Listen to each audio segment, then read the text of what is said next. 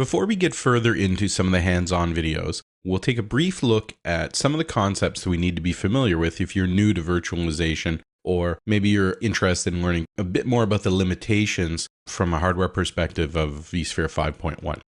So in this section, we're going to take a look at why we may want to virtualize, the concept of a hypervisor and what it does for us, and particularly ESXi in this case. We'll talk about the combination of vCenter and vSphere, the hardware limits for servers running ESXi, and the limits of the virtual hardware that we can present to virtual machines. We'll take a little bit of a look at some of the features of ESXi, and we'll talk about the importance of integrating with your storage and network, and some of the things that you're going to want to keep in mind as you start thinking about how you might apply vSphere 5.1 to your environment. In traditional non-virtualized solutions, we end up with a lot of times one application running on one physical server, or maybe even one service being provided by many applications running on many different servers. Typically, we're not going to want to mix various applications on the same installation of an operating system and an application environment because there may be incompatibilities between those applications. They may not have the same maintenance requirements. We may not be able to run them together, or we just may not be able to take some of our older applications on more modern operating systems. And when we start doing that, it gives us a fairly easy way to avoid having changes to one application break another. But doing that using physical servers is going to require more physical space, more electrical power, more cooling capacity. We end up spending quite a bit of time doing lifecycle management of those servers in terms of aligning ourselves with warranty coverage and replacing those servers before their warranty coverage becomes expired. But then we end up practically having to do lifecycle-oriented refresh migrations on an ongoing basis. And at a certain point, it gets difficult to support legacy applications and operating systems on more modern hardware. So when we move into a virtualized environment, we can take a lot of those applications, which may have been running on a physical server in order to maintain their separate configuration environment, but they may not really be using the resources of that server effectively. We can consolidate those services into virtual servers running on physical servers, but at a higher consolidation ratio. So that's going to potentially, anyway, greatly reduce the number of physical servers that we have in our environment. That's going to help us reduce our power consumption footprint, reduce our cooling footprint, and overall move toward a more green data center that's more efficient and also more dynamic than what we would typically have dealt with before. That's going to help us separate the physical lifecycle management of servers from the longer-term lifecycle requirements of our applications. It's also going to help us with testing and deployment cycles because we can provide a test environment much more easily, and we can potentially move from test to production environments more easily as well, or with a higher degree of confidence and just much more efficiently than we could have done before. For troubleshooting purposes, we can also easily create virtualized copies of our applications and create one-off environments in order to simulate the environment for a migration or to help troubleshoot and do root cause analysis of a problem. So overall, it's going to allow us to more quickly deploy services or more quickly deploy new capacity for existing services easily and efficiently. And it's also going to allow us to migrate virtual machines from hardware resources on one server to another quite easily, potentially even online using something like vMotion. Again, a complete separation of our hardware infrastructure lifecycle maintenance and management from our application lifecycle maintenance and management. In order to do this, we're really looking at using what's called the hypervisor. When we talk about virtualization in a modern context, it's important to understand that we're not talking about emulating or simulating physical hardware in a virtual way, but really more taking a very similar virtualized environment to the physical environment and providing a layer to handle demand to resources and so on. We're only able to run, in the case of VMware, x86 and x64 type operating systems, 64 or 32-bit Intel AMD style architectures, running an operating system designed for those architectures with applications designed for those architectures, and in the end, physically running on that type of architecture. So we're going to be using x64 hosts, so 64-bit Intel AMD style instruction set systems, running either 32-bit or 64-bit guests. We can't run Itanium applications, something like OpenVMS for Itanium. That's simply not possible. Providing virtualization across disk-like platforms is actually very, very difficult to do because we really would have to simulate in software everything that the hardware would typically provide and then translate between those different instruction sets.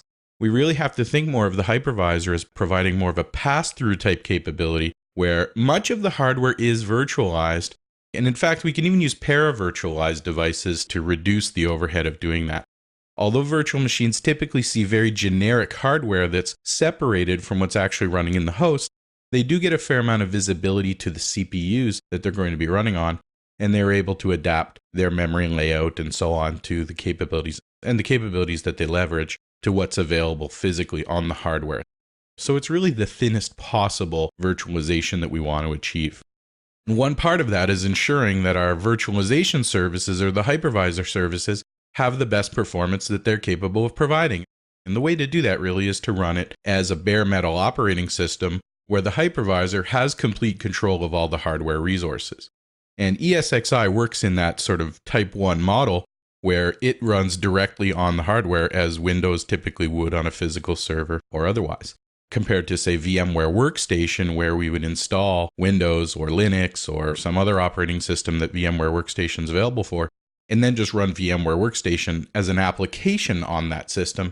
Then we're not going to get the same level of performance. We're not going to get the same level of capability.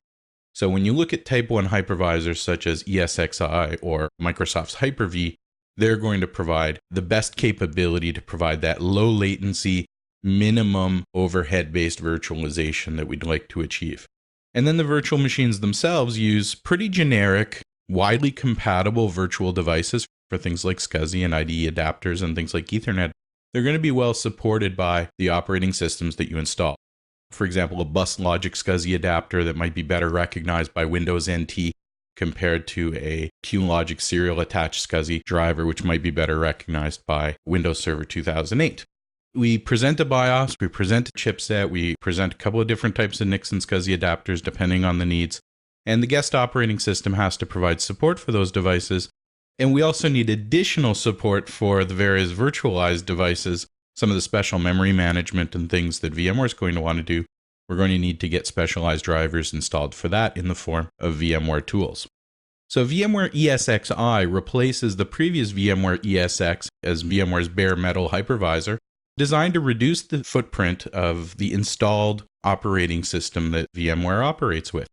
In ESX, it was effectively pretty much a full-scale Linux distribution with quite a few packages and tools and utilities installed that were not necessarily commonly used in a VMware environment, but were provided to make it easier to support the Linux-style environment that VMware uses in a way that Linux administrators would be familiar with. But of course, that led to an expanded disk footprint and also an expanded security attack surface.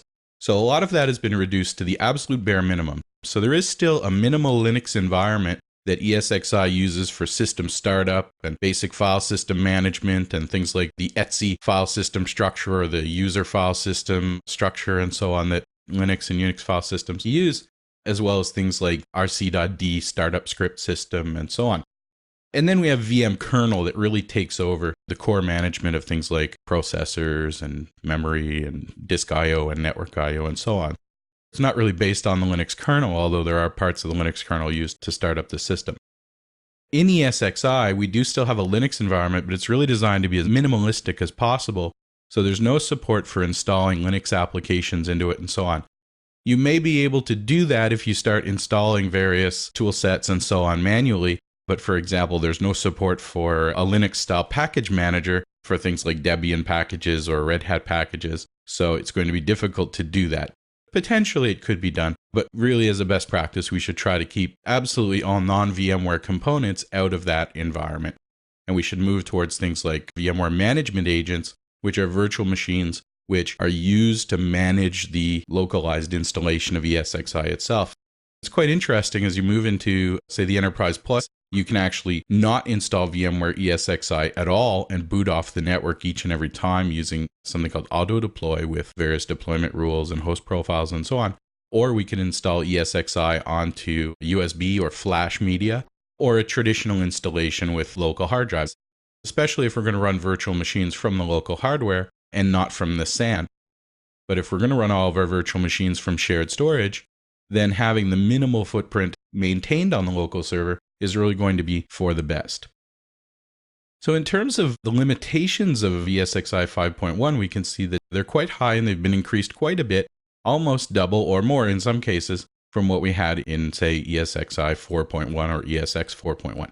So we can see that we can have up to 2,048 virtual CPUs per host, up to 160 logical host CPUs, which would be really cores, and or hyperthreading, which will be seen as 2 logical CPUs, up to 2 terabytes of physical memory in our ESXi servers, up to 512 virtual machines on one ESXi server, up to 2,048 virtual disks on 256 different storage LUNs that are presented from local storage or iSCSI or Fiber Channel.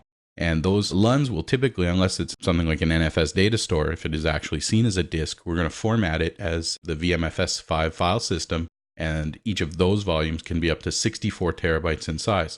So we can create some fairly large servers and achieve some fairly high consolidation ratios. And if we look at what we can actually do in terms of the virtual machines themselves, we can actually see that even one single virtual machine can have up to 1 terabyte of memory, 64 virtual CPUs.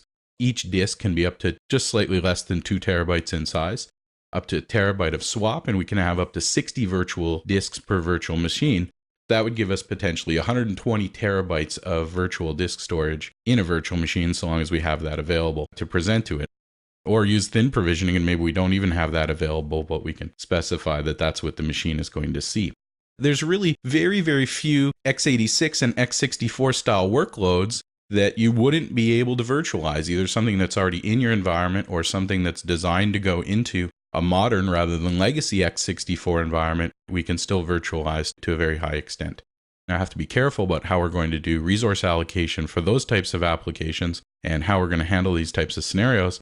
But in some cases, we may find that we have a virtualized environment with very low consolidation ratio because they have very, very high workload machines. And we'll talk a little bit more about that in an upcoming slide.